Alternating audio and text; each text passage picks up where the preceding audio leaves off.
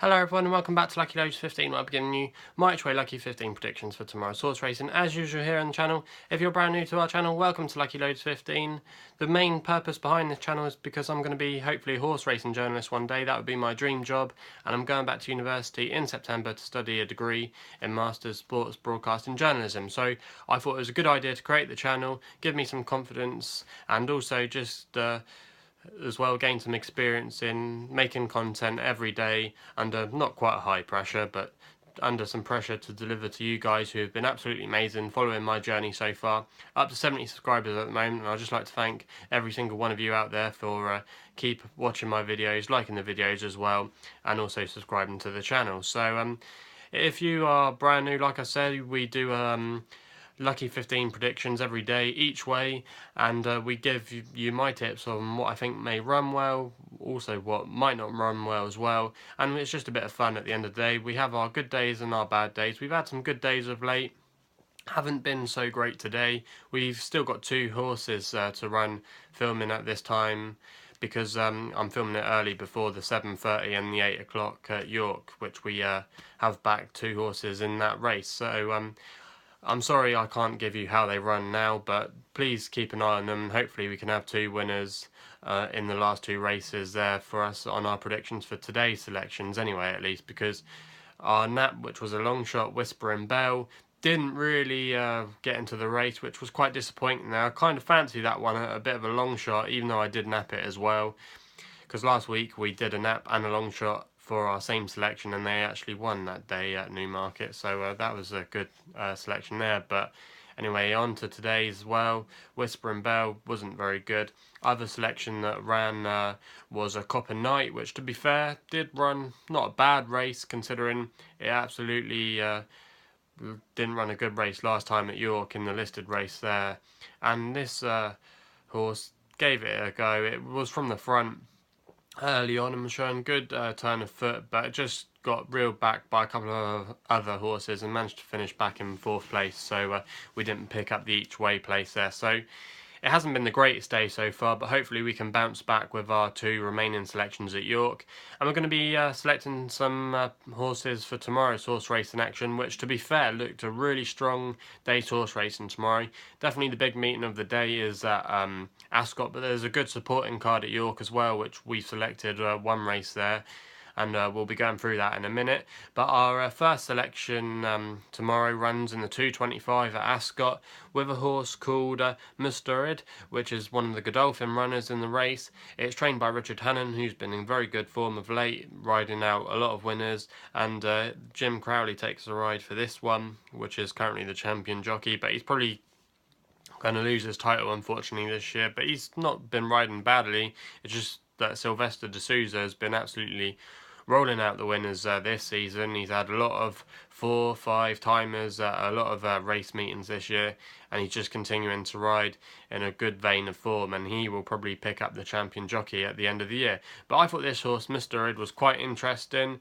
Last time it ran not too badly. It finished in a place in second place, but it was never going to catch the winner that day, which was Century Dream, and it's bumping into this horse again tomorrow, which is trained by Simon Crisford, and Ryan Moore will take the ride in it tomorrow. But I thought at the prices in this kind of wide open race, that wasn't a little bit too short for me. It's currently 7-2, I think, Century Dream with bookmakers at the moment, and I thought that was a bit of a short price. But I thought this horse, Mustarrid, could definitely overturn the form. He's going to be receiving a few pounds as well, which could help the claim. He tends to be a prominent race as well in his races, and I thought he's had about a month off now to recover from that last time out defeat to Century Dream. He could turn the places tomorrow, and hopefully he can get us off to a good start in the 2:25 at Ascot.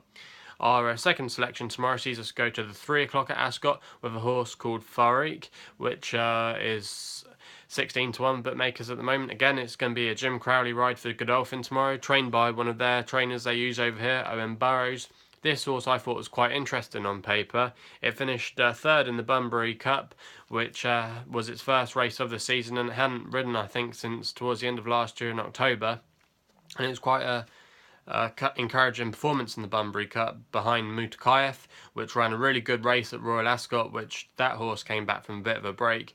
But I thought this horse ran really well considering it hadn't run in a while. It also kind of stayed on towards the end as well, I believe, in that race. And I thought a 16-1, that could be a massive price tomorrow. He comes here in a lightly raced type. He hasn't raced many races in his career, but he's always been a progressive kind of horse. And I thought more of an outsider tomorrow, 16-1, that could definitely be a good price to take there.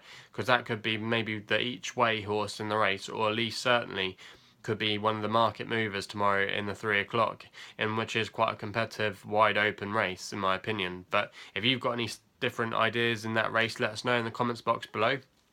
Our third selection tomorrow then sees us go on to my nap for tomorrow, and we go to York in the 3:15 in the York Stakes. And the horse that I've gone for here is a horse called Hathal. It's trained by William Haggas, who's in great form of late. If you actually look at his statistics of late as well, he's got a 30% strike rate with 14 winners out of 47 rides, and he's actually picked up a winner today, which beat Whispering Bell, our nap, which was on our toes. I think that was trained by him.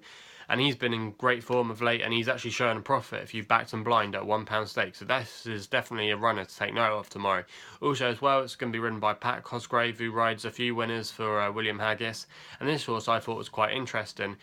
It's going to possibly be raining tomorrow, and there'll be possibly the good chance of the ground turning to soft.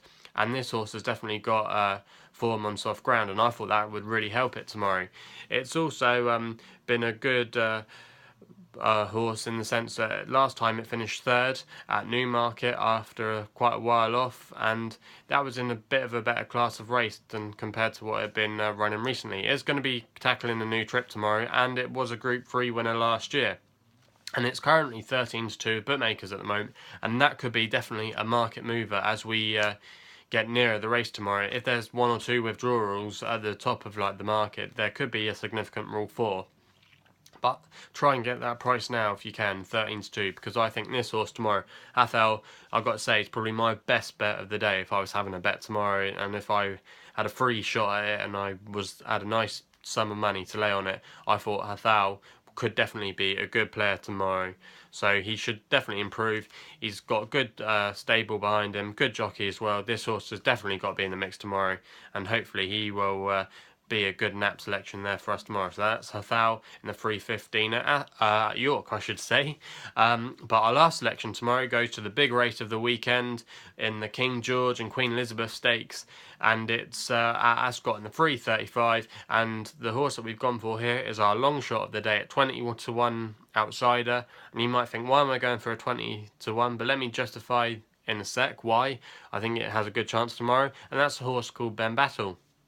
Now, it won at Royal Ascot last time out, and we actually tipped it that day on our Royal Ascot special to win the race, and luckily it did, so we got a bit of creditability there. I think it was the only winner that day we actually had at Ascot, but it still ran a good performance. Before that, it ran 5th in the Derby, where it stayed on well, and it's definitely an improving horse. It's a 3-year-old, so it will be receiving quite a bit of weight from some of its competitors tomorrow, i.e. the likes of Highland Real and Ulysses, and I thought this horse could take another progressive leap. It's definitely one of the best 3-year-olds around at the moment, and he could definitely take a massive improvement tomorrow. It's trained by Saeed bin Surah. Ocean Murphy takes a ride, who's a hot jockey at the moment. Saeed bin Surah as well has been finding his form of late, sending out a few winners here and there. And I thought an outsider 20-1, that wasn't a bad bet. Also as well, if it does rain tomorrow, he might be okay on the ground, because he has run on good soft ground a few times in his career and done okay. He hasn't won, but he's ran a good race at least. So I don't think that could be too of a put off tomorrow if it was to rain quite heavily. I think for the likes of Highland Real, it could be quite tricky to for him to run well if the ground does get a bit more softer. But I would say Enable obviously is definitely the market favourite and is probably the rightful favourite for the race with her potential.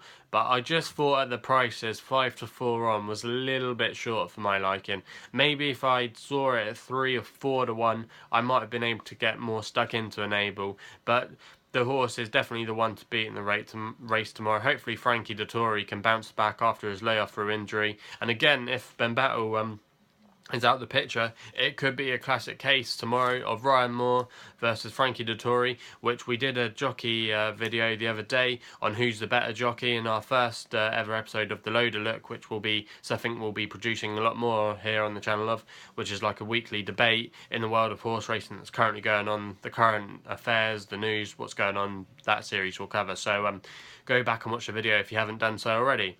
But anyway, they're my tips for tomorrow's horse racing. Hopefully we can have a good day tomorrow. Hopefully those last two horses at York win for us, so it'd be good if they can there. Also as well, you can follow us on Twitter at Lucky15, where we'll be tweeting a lot more hopefully tomorrow, because I'll have a bit more of time to tweet tomorrow. So stay out for us there. Also as well, if you don't follow us on Facebook already, you can take a look at us there as well, even though we're not quite so active on there as we are on Twitter. So check us out there. Also as well, gamble responsibly. Always gamble within your means. Don't want you losing too much money on my selection. So all in all, hope we have a good day tomorrow. Let us know your big tips in the race tomorrow.